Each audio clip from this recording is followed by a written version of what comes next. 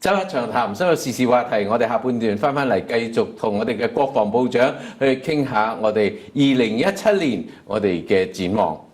Mr. Minister, thank you very much again.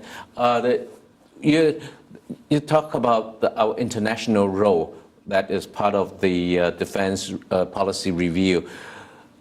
On the news, we heard that you have said something about the moving towards in the new era that we are facing now, the peacekeeping, the mission has by nature changed. And you have used the word the peace operation. That's right. Can you tell the difference and what we can expect with our army and the personnel's, what do they do now? In combat areas? Well, first I'll step back a bit. When our Prime Minister has been very serious about this, saying that Canada will play a responsible role in the world. And that responsible role is looking at the challenges that we face out there and where can Canada contribute. So, for example, we're dealing with a direct threat of fighting ISIL in Iraq with the coalition. We're significantly increased our leadership role in NATO as well. And conducting peace operations in Africa. That also is part of how the threats that we are dealing with. They're all interconnected. But peace operations or peacekeeping of today is not the peacekeeping of the past, where you had agreements between two parties. Once the agreement is done, you have a force that comes in and enforces that agreement, right? Today we have radical groups that are involved, organized crime nexus, but it's all having a destabilizing effect to those countries, and where you see some significant massacres happening and radical groups and terrorist groups that are taking over. That's why I was trying to say that this is not the peacekeeping of the past. So it's not that we're bringing in a new term. We are looking at the reality of today. So where the United Nations involved, there is significant threat. So to do this, you need a Chapter 7 mission that allows you to use force when necessary to be able to enforce that type of peace.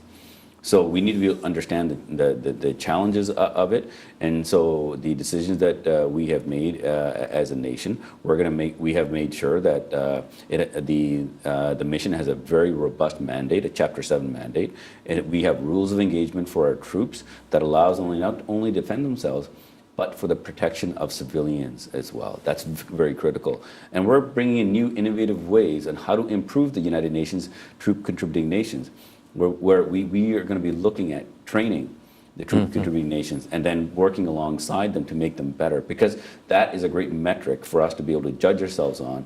And we're going to do this not just strictly from a military perspective. We are bringing a comprehensive approach of a whole of government, where I work with Minister Dion and Foreign Affairs, International Development, Public Safety and Policing. So bringing in all those tools, working with international organizations, working with businesses even, to help stabilize a country, help the youth find jobs so they're not pulled away into radical groups as well, and help the governance structure be created in a country that's going to look after their people. That's what brings stability. So that's what I talk about, is we need to look at it holistically. And through that, our troops are going to be dealing with risk. But this is a necessity that we are dealing with. We have a responsible role to play. But Canada's troops are extremely well trained. We have the right equipment. And this is necessary work that needs to be done so that threats like that don't hit us at home or our allies. I remember last time when you were here, you particularly emphasized, and that impressed a lot of people upon this idea of education. Will that play an important part in this? It's not new, but peace operation. In that concept, how does they operate in the areas of combats? Also, when it comes to education, I visited Africa a number of times, and I just was recently in Mali and Senegal. I was in East Africa as well. So there is over 50% of the population in Africa are 24 years and younger. So education is extremely important. But while we look at education, you need to have a job at the end of it as well. That's why we are working with business community as well, to find out innovative ways and how you can get the youth into employment, but you got to have the education. So we're taking some very innovative ways of looking at to resolving the situation. We want to show success in certain areas and replicate it in others as well. And Canada can take a leadership role, and I'm confident we're going to have the impact that we desire. But it's like, it sounds to me like we're actually helping them run the country. It's really to educate the people, get their business up and get the jobs, training, and to help them whole country kind of stabilized. We're running the country for them. No, we're not running the country. We're going to help them create the systems that are needed that helps run the country. Like for us, we know that we have a system in place here in Canada that it takes time to build, but we're going to help them build those systems, and they're going to lead on that. The host nations will have to take leadership. If you do something for them, you can't sustain that. That's why we're working together with other international organizations, helping their own governance structure be built. Yeah. So absolutely. So Doctors Without Borders, International Red Cross, but the United Nations all are working. So it's not just mentorship for the military and security forces, but bringing in the mentorship on how do you run a government at the city level? How do you run at the other level? How do you interconnect support? Because at the end of the day, the people are just looking at, am I going to be supported? Can I have the needs? Those are the necessary things that actually, believe it or not, that prevents conflict. It's if there's opportunity for the youth to have a job, then things will be stable. If they don't, radical groups are going to come there, terrorist groups will come and start recruiting. That's what destabilizes the area.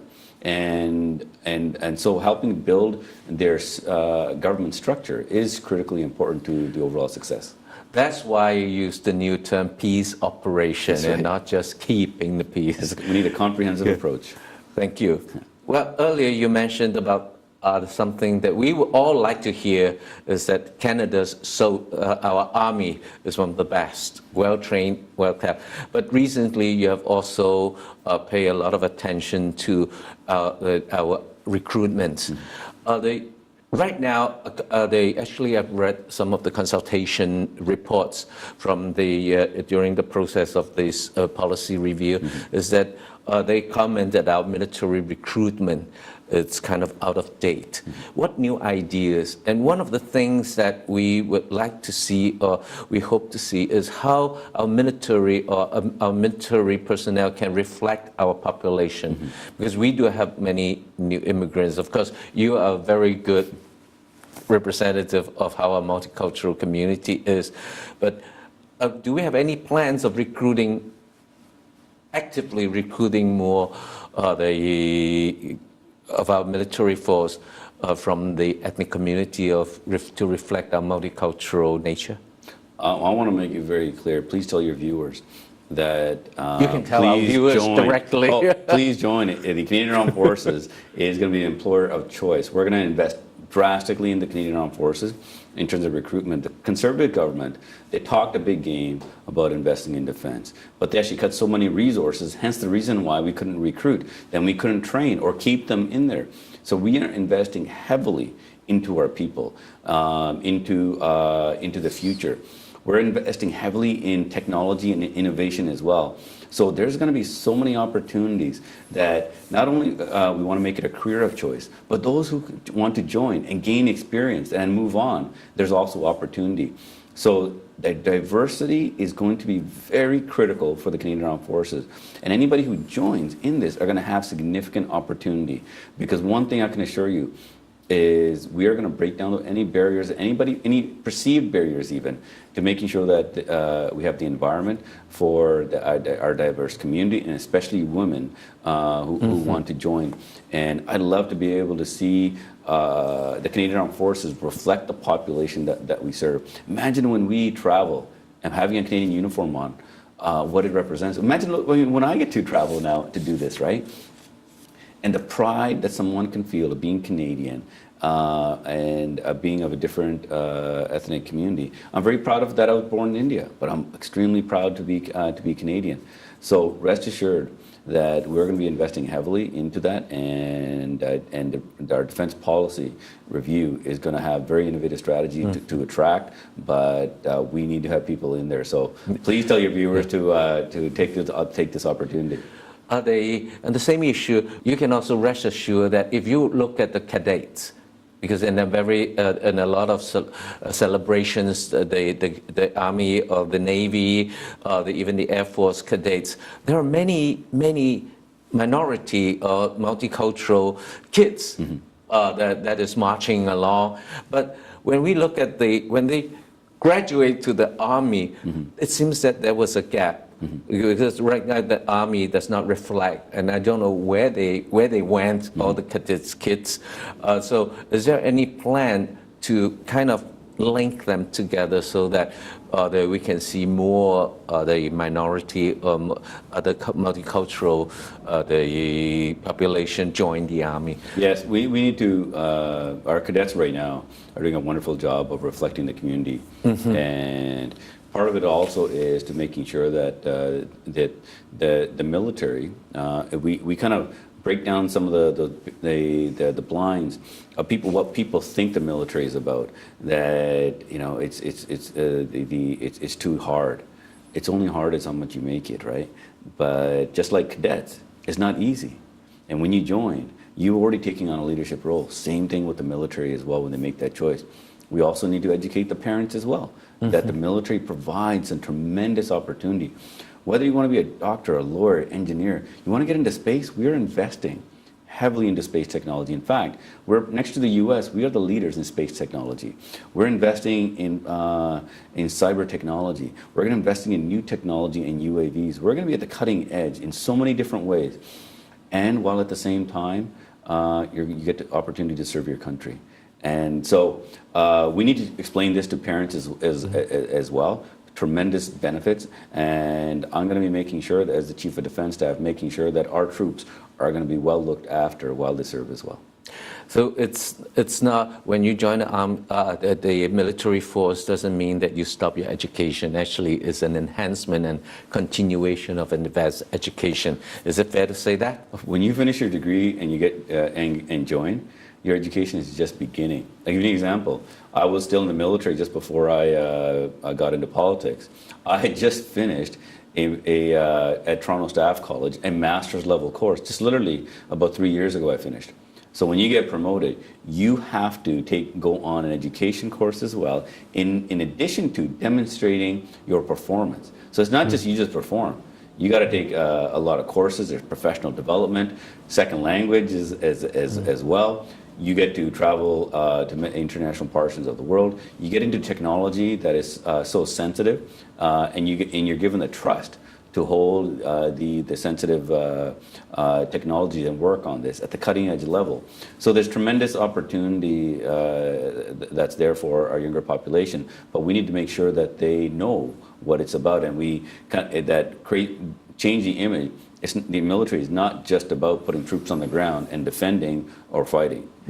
This is about having a defense force that is at the cutting edge of technology, that has everything from doctors, lawyers to troops on the ground. The highest quality. Absolutely. Yes. Thank you very much for sharing these with us. And I also would like to thank you for your hard work. You have been flying around the world, and we can see you more on, I think your family see you more on TV than at home. Regrettably, that's true. Thank you very much. No, thank you. 我哋周一長談今日請到嘅貴賓係國防部長，我哋節目到此為止。我係黎拔佳，BC Lee，下次見。